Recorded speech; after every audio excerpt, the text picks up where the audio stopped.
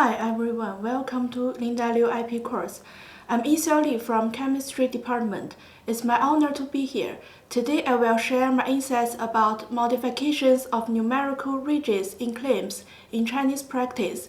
In the claims that relate to chemical composition or alloys, various numerical ranges are generally referred to.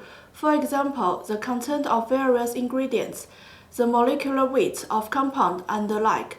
In the process of examination, in addition to the common issue that disclosed smaller ranges or numerical points in prior art affects the novelty of claimed larger ranges, the endpoint overlap or range crossover of disclosed prior art and claimed numerical range will also be considered as latent novelty. In the response to the office action and modification of claims, it's possible to exclude the endpoints if only the endpoint coincide.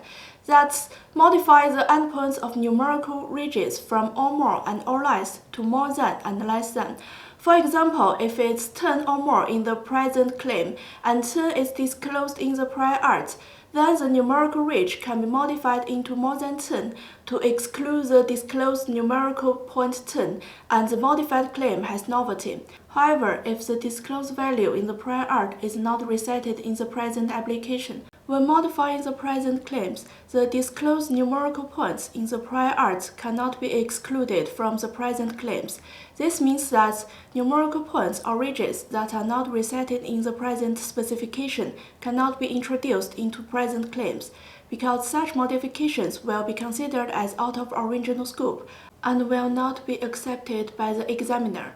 For instance, the numerical range in the present claim is 1 or more and 11 or less, and there is no other numerical point recited in the present application, and the prior art disclosed 10, then the present claim cannot be modified as 1 or more and 11 or less without 10, nor 1 or more and less than 10. This is because neither the numerical point 10 nor the feature without 10 is recited in the present application.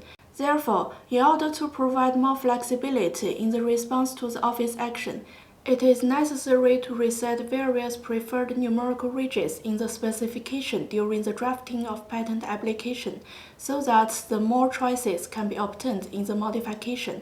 However, merely reciting different numerical ranges in the specification cannot be enough, as the examiner may consider them as routine choices and result in lack of inventiveness.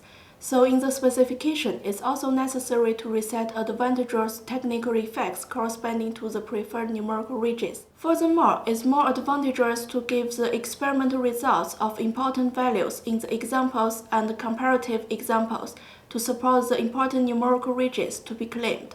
For example, as one of the most comprehensive description, assuming that claimed range is 1 to 10, favorable results of 1 and 10 should be given in the examples. Moreover, experimental results related to 3, 5, and 7 can also be given as preferred numerical points, so that greater flexibility can be ensured during subsequent claim modifications, as the range can be modified to 1 to 7 or 3 to 5, or arbitrary combinations of above values. On the other hand, if the result of outer range 11 is recited as comparative example, then for the argument of office action, 11 can be used as a counterexample to prove that advantageous technical effect of 1 to 10. In general, providing comprehensive description of preferred ranges and experimental results of important values in the patent application document will be considered to be advantageous for maintaining greater flexibility during the modification of claims and giving persuasive argument against office action.